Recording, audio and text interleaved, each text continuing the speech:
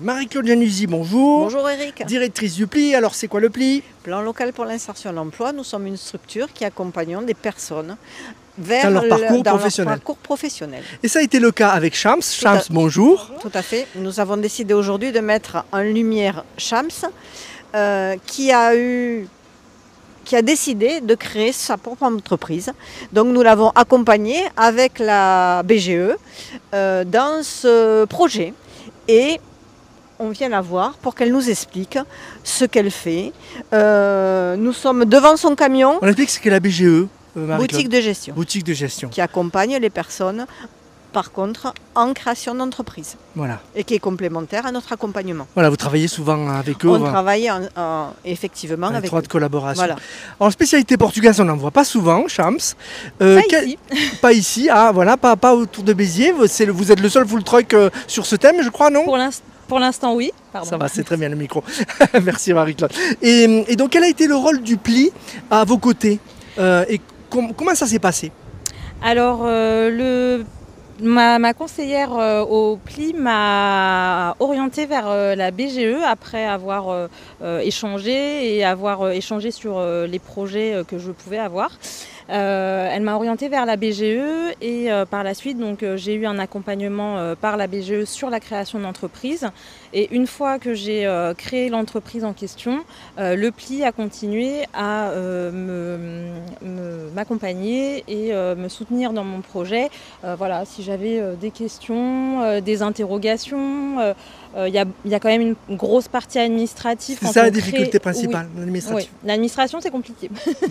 Voilà, j'avais la communication aussi, oui. vous introduire auprès de certaines personnes. Complètement. On m'a beaucoup aidé au niveau communication, relationnel aussi, parce que mine de rien, ça y fait beaucoup de pouvoir se faire connaître quand on démarre. Voilà, je pense que c'est déjà beaucoup. Le micro. Pardon. Et nous sommes servis de notre relationnel pour justement aider Shams.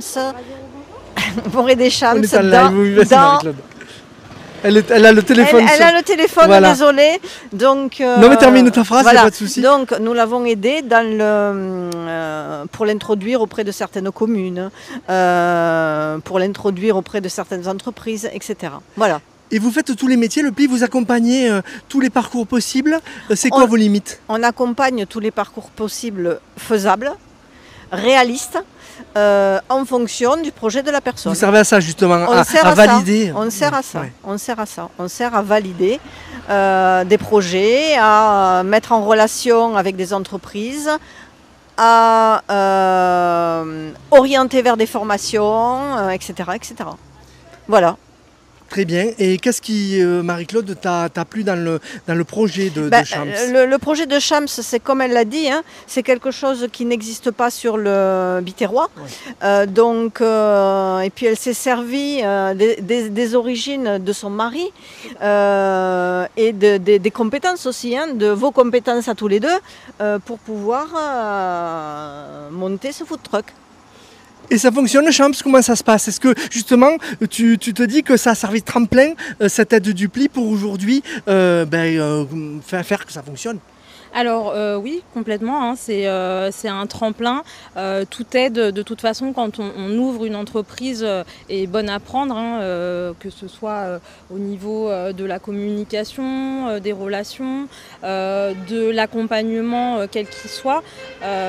Vraiment, c'est un soutien dont on a besoin en tant qu'entrepreneur, bien sûr. Ça fait combien d'années? Ça fait un tout petit peu plus d'1 an, 1 an et 3 mois. Voilà. Alors c'est courageux de créer des entreprises aujourd'hui, c'est pas facile, hein. Les gens, on en parlait avant l'interview, oui, surveillent leurs dépenses. Mais vous avez ce fait maison et ce côté unique des spécialités portugaises qui attire, qui fidélise aussi, j'imagine, hein. Alors oui, c'est quelque chose qui attire. On a une clientèle de fidèles et pour ça je tiens à remercier nos clients fidèles qui viennent chaque semaine, notamment à Mont-Blanc pour manger chez nous. On a aussi, je suis désolée, pardon, au Brasero, bonjour.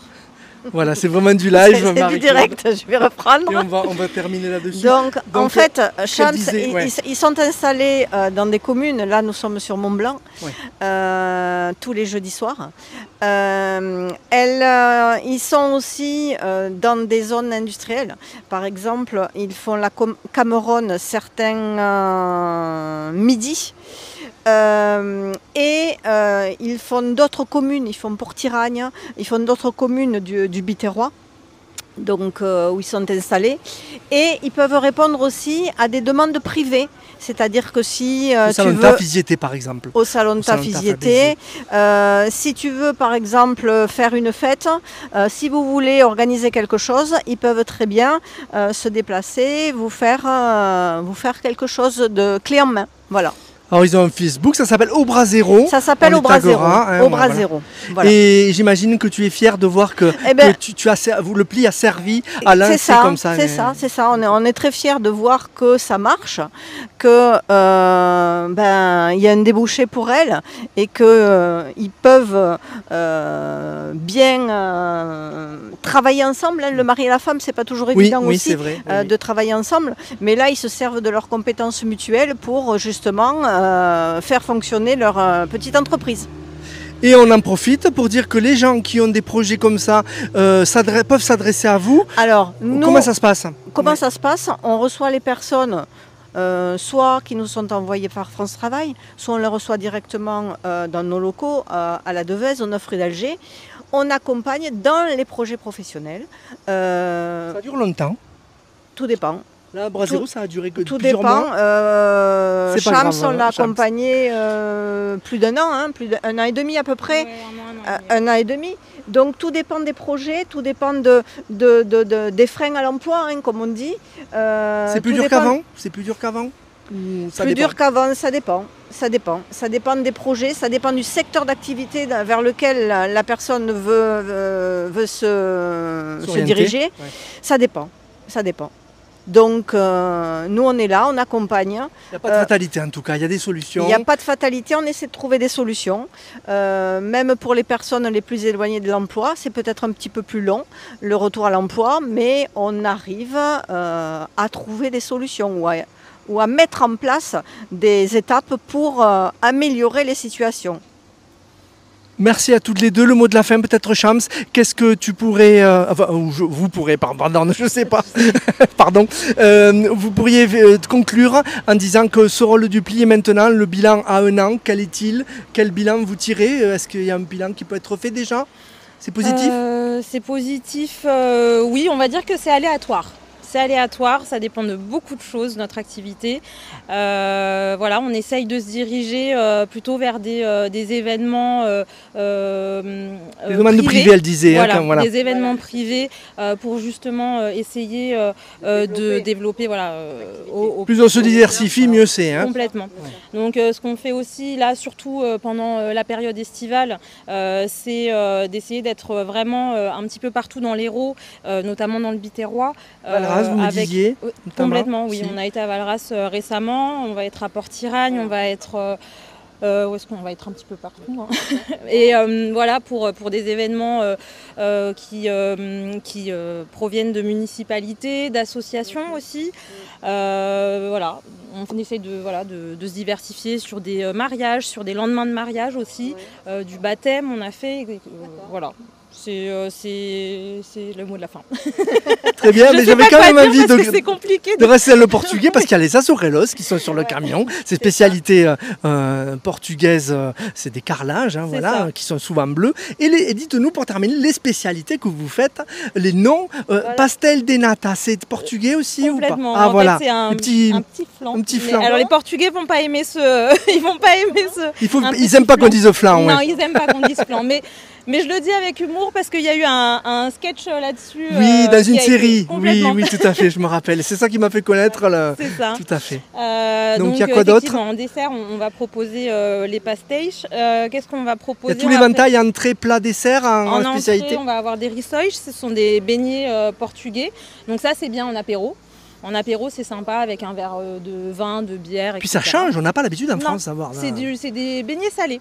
Donc non, c'est vrai, vous en avez à la crème de crevettes, vous en avez à la viande chorizo, au porcelet, donc c'est vraiment des choses... Vous avez adapté, vous restez vraiment dans la tradition portugaise? Il y a des choses qu'on va adapter. Par exemple, là, on nous a demandé un brunch pour l'année prochaine. On va être sur du brunch franco-portugais parce que les mariés, il y en a un qui est vous adaptez français, à la demande. Voilà, il y en a un qui est français, l'autre qui est portugais. Donc pour vraiment plaire au plus grand nombre, on essaye d'adapter. Après, on va avoir en viande, parce qu'on est vraiment spécialisé dans tout ce qui est viande, au feu de bois. On a un barbecue qui est intégré au camion. Oui, oui, j'allais le dire. Ça, vraiment, ça donne envie d'aller voir. On va proposer, il n'y a pas l'odeur en vidéo, c'est dommage. Il y a pas le on parfum. va proposer du poulet, du rips. Il y a beaucoup de grillades aussi. Hein, oui, voilà. En hiver, on va remplacer le rips par du rôti de porc. On va avoir de l'épaule de porcelet et toutes nos viandes vont être en amont, marinées dans une marinade maison. Et après avoir été grillées au feu de bois, on va les assaisonner d'une sauce maison à la portugaise. Voilà. Et à essayer. Voilà. En accompagnement, vous allez avoir des frites maison, du riz qui est cuisiné à la portugaise avec de la sauce tomate, des carottes, des oignons qu'on fait nous-mêmes. En hiver, cet hiver, on avait proposé des haricots noirs au lardon. Là, cet été, on propose des légumes grillés au feu de bois. Et puis je crois que c'est tout. Un bel éventail, oui. Ben il est bientôt l'heure. Si les gens veulent changer aussi de choses, c'est ça. Voilà, c'est pour et puis même ça permet de goûter des choses différentes en fonction des envies. De voyager. Voilà aussi. Voilà. Ben merci beaucoup. Là, on est à Mont-Blanc. Vous y êtes tous les jeudi soir. Tout l'été, c'est comme ça. C'est jeudi soir. Toute l'année. À Mont-Blanc, donc de quelle heure à quelle heure? À partir de. On peut commencer à servir à partir de 18h30 et après, ça dépend des commandes. Là, en ce moment, en été, on est plus sur du 21h, 21h30. Il y a un Facebook, il y a un téléphone. On voyait que vous aviez le casque. Oui, je l'ai rendu. Mais c'est bien, ça fait du temps réel là et on veut pas. Voilà, on est déjà à 12 minutes, c'est pas mal. Voilà. Et ça a permis de voir que vous êtes au taquet, vous êtes vraiment en direct. Voilà. Merci beaucoup, Shams. Merci à vous, Eric. Merci Marie-Claude. Merci Marie-Claude.